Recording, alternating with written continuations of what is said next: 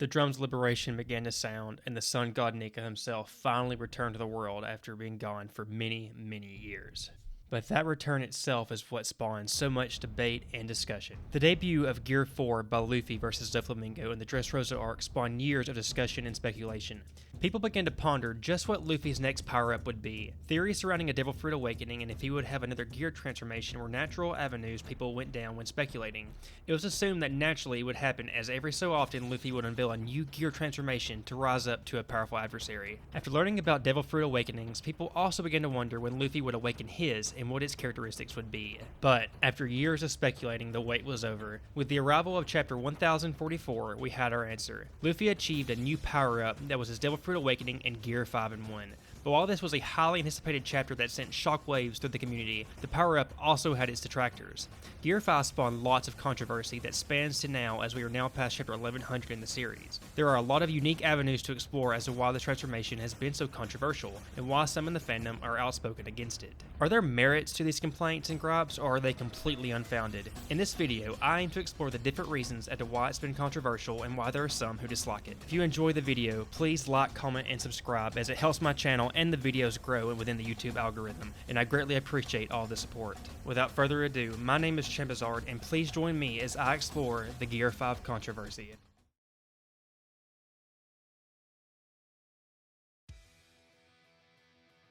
This isn't one of the primary complaints against the forum, and I plan to give this topic its own dedicated video, but I decided it was worth exploring a little bit here. Since the very first chapter of the series, we have known Luffy's Devil Fruit as the Gomu Gomu Nami, or the Gum Gum Fruit, and we had no reason to assume otherwise. There also wasn't many implications that there was more to what we all thought was a run-of-the-mill Paramecia Devil Fruit. Most of the foreshadowing indicating that the fruit itself had a lot more to it than initially thought didn't begin until Act 3 of Wano during the battle of Jinbei vs. Who's Who. During this fight, Who's Who revealed that Shanks had stolen what was a guarded devil fruit among a marine ship. He exclaimed how he was shocked when learning Luffy had ate the fruit years later. This was also the first time we were provided with details regarding the Sun God Nika. We were given details about how Nika was a legendary figure in the past that slaves often prayed to for liberation. Learning those details about Nika and some of the details about Shanks stealing the fruit started to paint a bigger picture that there was a lot more going on with the fruit than met the eye. Once we were given this info, naturally speculation about Nika began and why the devil fruit was stolen by Shanks to begin with. We still lack a lot of information regarding these topics, but with chapter 1044, we learned that the name Gomu Gomu Nomi was a mere cover name given to the fruit by the world government, and its real name was the Hito Hito Nomi Model Nika, a mythical Zoan devil fruit, not a Paramecia. This was a vast and significant change to what we all thought we once knew regarding Luffy's devil fruit. I for one didn't think a huge revelation such as this was waiting for us, but some complaints I've seen regarding this was it being a possible retcon. But what do I mean by that?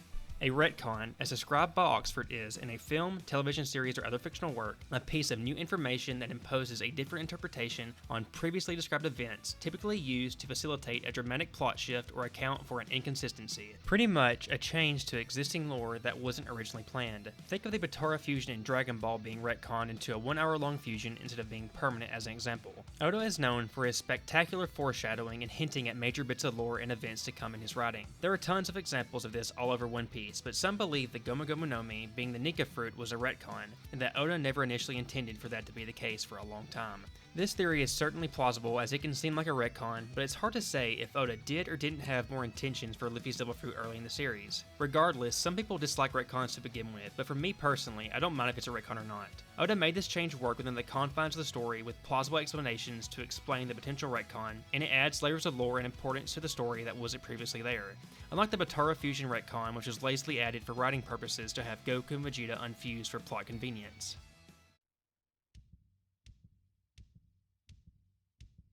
Before we knew of the importance of Luffy's fruit being a legendary mythical Zoan fruit that the world government themselves were after, people were under the impression that Luffy had a relatively weak devil fruit. The original notion many had was that Luffy did a lot of things with very little, meaning through his determination and creativity he was able to escape the confines of his weak devil fruit and use it in ways that made it way more powerful if it had been eaten by some random person. Luffy and his base ripper attacks can be seen as pretty weak at this point in the series, but Luffy enhanced his existing abilities with the gear system. Through Gear 2 he discovered that his body could endure the change changed to become much faster, equating to much more powerful and quicker attacks. A massive improvement on his base abilities. He then expanded on the rubber properties of his body, being able to stretch by enlarging his features in Gear 3, allowing for much more powerful blows that encompassed a massive area. He would later enhance his gears even more through Haki. Then, with the arrival of Gear 4, he took his creativity to the next level and pushed his body and devil fruit to the limits by infusing his body with Haki, allowing for a powerful form with a wide variety of use cases, such as Bounceman for endurance and power, and Snake Man for speed. But after learning that Luffy had eaten a highly desired and legendary devil fruit, these notions were thrown out the window. With the knowledge he ate the Nika fruit, a devil fruit named after a god that essentially made him seen as the Sun God Nika himself, the perception and narrative greatly shifted. The narrative that spawned that was controversial is that Luffy had only come so far due to eating such a powerful devil fruit, and essentially being a chosen one, the modern incarnation of a god. This made the narrative that Luffy was a nobody who worked his way up from the bottom through sheer will, determination, and creativity seem a lot less likely. There is some credence to this complaint against Gear 5. If you look at some individuals who ate incredibly powerful devil fruits, you can say they were only as strong as they are because of them being fortunate enough to have eaten such a powerful fruit to begin with. If a Nail had eaten some random Paramecia devil fruit, would he have been the threat that he was? Probably not. While Luffy may be a chosen one of sorts, despite that being another debate entirely, and having been destined for the Nika fruit, I personally don't think that detracts from his accomplishments. Luffy is an incredibly goofy person with an impressively creative mind. If anyone else had eaten the fruit, could they have used the fruit and the gear systems as effectively as Luffy? I'm inclined to say no. The Elder Stars said Gear 5 was the most ridiculous power in the world. With that in mind, you need someone ridiculous and goofy enough to fully bring out the power of the fruit. I think Luffy himself is the one that truly brings out the best of the devil fruit, and in the hands of anybody else, they would fall far short of what Luffy has achieved. But I can see this as a valid criticism as to why some people may not like the form and the revelation of the fruit, but that ultimately comes down to the taste of the individual at hand.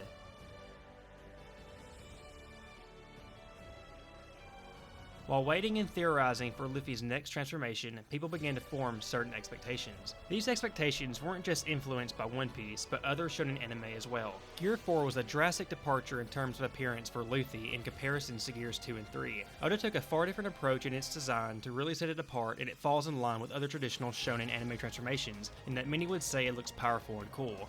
This great departure in terms of design for the gears set an unexpected precedent, and many people simply assumed that any potential new gears for Luffy would follow the same pattern of being like Gear 4 in terms of its design philosophy, or perhaps even resembling Gear 4 with some slight design modifications. Most iconic anime transformations often have several things in common. They're distinct in appearance, look cool, and feel powerful, and often demand a serious demeanor of the one who has transformed.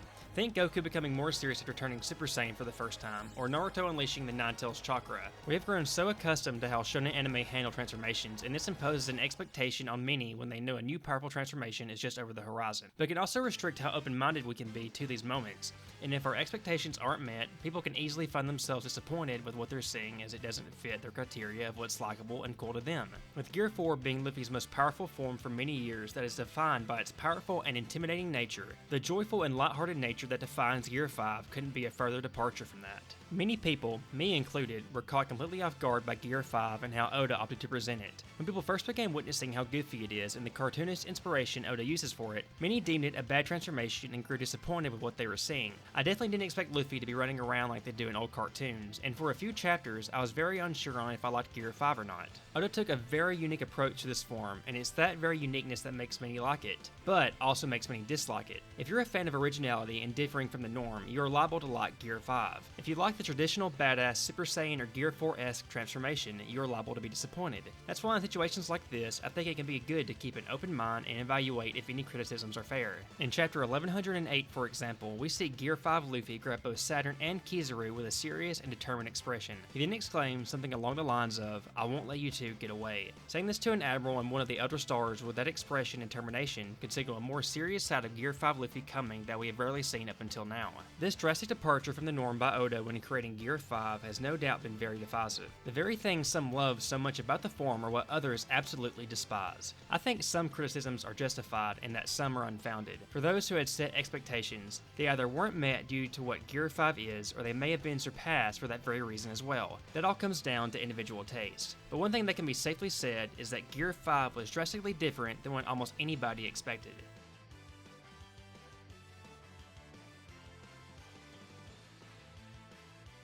A prominent and divisive aspect of Gear 5 that continues even into Egghead where the manga is currently at is how it impacts the surrounding characters and Luffy himself in dire situations. One you may already know of is the eyes popping out of the skull approach that Oda uses for Gear 5. We've seen Luffy do this, usually in moments of surprise, on multiple occasions in Gear 5. It's an approach used by old cartoons in certain situations to display the character's surprise, sometimes even used for comedic effect. But Oda uses this even beyond Luffy. We've seen other characters, even the likes of Kaido, have their eyes pop out of their head in a cartoonish effect, and this approach has drawn its fair amount of criticism. One aspect of the complaints against this is how it affects the canon of the One Piece world. That may sound confusing, so I'll attempt to clarify. When people complain about this aspect, it's often due to the confusion it brings. Is the eyes popping out of Luffy and other characters' heads just an artistic approach used by Oda for visual purposes to those reading? Or in the canon of the One Piece story, does the presence of Gear 5 literally cause other characters' eyes to pop out of their heads? People often look a little too deep into this, and it doesn't really have much of an impact on the overarching story.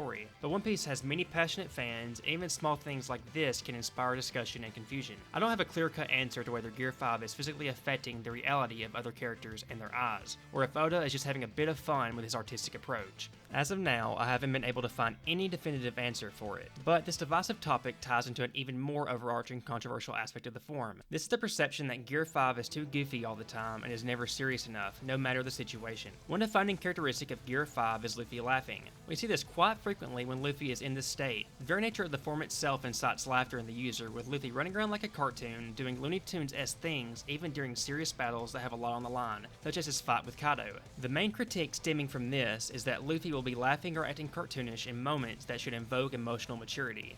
We see some of this in the Egghead arc, where people weren't happy with Luffy's presentation when he saw Bonnie crying and Vegapunk severely injured. In this reference, he's seen smiling when talking to Bonnie, and having an eyes popping out of his head moment when seeing Vegapunk's grave state, before smiling again shortly after. Those who find issue with this argue that Luffy should display emotional maturity and shouldn't be presented acting like a cartoon when seeing how wounded his friend Vegapunk is, with his life potentially in the balance. Those who don't find issue with this argue that Gear 5, the manifestation of Nika, is that of liberation and to inspire happiness, laughter, and hope no matter the situation. They argue that Luffy maintaining his joyful nature, even in dire straits, is the perfect embodiment of what the warrior liberation Nika is meant to be, and it's even suitable for these types of situations based on the context of the form and the story. I can understand both aspects of this particular issue, and I think it comes down to individual taste and what one deems appropriate for the situation and context of the story. It's an issue where middle ground may be hard to find as it's so divisive and controversial. Oda has written the Sun God Nika to be a warrior who inspires hope and laughter to those even in the most depressing situations, and that Luffy perfectly always embodying this even when lives are at stake is appropriate and true to who Luffy is.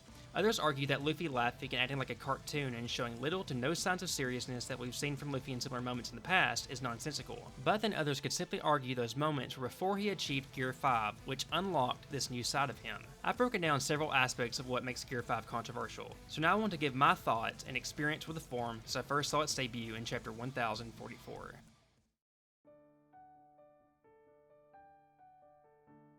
I remember when Kaido defeated Luffy, and everybody thought Luffy was dead in context of the story. And then at the end of the chapter, Luffy began to smile and something weird began to happen to his hair, and this drove the internet into a crazy, absolute frenzy. For the next couple of weeks, or however long it was until the next chapter released, theories were prevalent everywhere you looked. Everybody kept theorizing if Gear 5 was coming, or if it was a Devil Fruit awakening, and just theories were being thrown left and right, and I don't think any of them really landed on the mark. Not any of the ones that I saw at the time, at least. One prominent theory I saw going around at the time was that about resin and tree sap, and that Luffy's Devil Fruit awakening would be similar to that of Katakuri's, where it would be a special paramecia, and his fruit would unlock the powers of something along the lines of tree sap due to rubber being made from tree sap. But there were so many of these kind of crazy theories going around, and at the time some of them did make a lot of sense. But I really truly don't think anybody expected Gear 5 to be a cartoonish, like happy-go-lucky Luffy that we got today. I truly think it was a major shock for everyone. And when I first saw Gear 5, I was stunned. It was far and away different than anything I had anticipated at the time. And for several weeks, I was unsure about the form. I wasn't sure if I liked it. Like many others, I was used to the badass shonen transformations that has been prominent for decades in anime, like Super Saiyan and Gear 4. before. Those forms are badass and they look cool and they feel powerful and strong. Gear 5 doesn't quite embody that the same way, though it can look intimidating at times depending on how Luffy is using it. But before long, I did end up falling in love with Gear 5, and I'm really happy that Oda took the story the way he did with that transformation, because it's very creative and original and unique to what I'm accustomed to with other shonen transformations. And it really added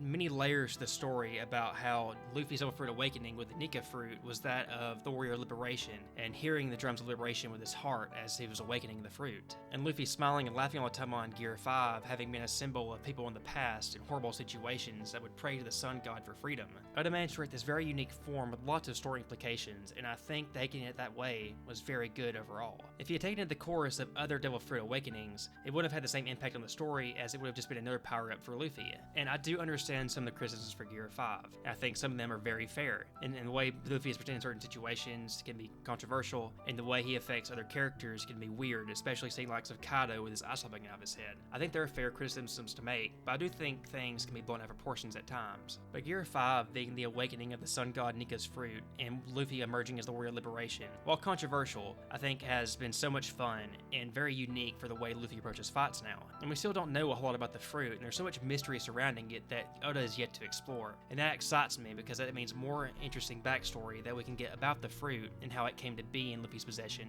and in Shank's possession and what it means overall and the effect it had on people in the past. But to sum things up, I do really like Gear 5, but at the end of the day, I do understand why it's controversial, and I think it's a good discussion to be had within the context of the story. But let me know what you think. How do you like Gear 5? Do you like Gear 5 Luffy? Do you wish the transformation had been different than what we received? Just overall, give me your thoughts on the forum. My name is Champazar, and if you like the video, please leave a like, comment, and subscribe. This kind of support and interaction, it helps the video grow, it helps the channel grow. I really hope you enjoyed the video, and I'll see you next time.